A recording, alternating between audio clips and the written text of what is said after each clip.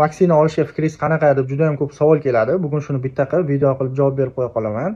Vaksina sizlar o'ylaganchalik juda ham xavfli narsa emas. Bu bola uchun straxovka, kelajakda qanaqadir kasallik bilan kasallanishini oldini olish uchun o'ylab topilgan narsa. Vaksina o'zi nima? Uni ichida nima bor? Ma'lum bir kasallikni qo'zg'atuvchisini, kuchsizlantirilgan variantini shu flakonga solib qo'yishadi. Keyin bolaga buni yuborilganda bolaning immuniteti o'sha infeksiyani tezda yengib qo'yadi va eslab qoladi.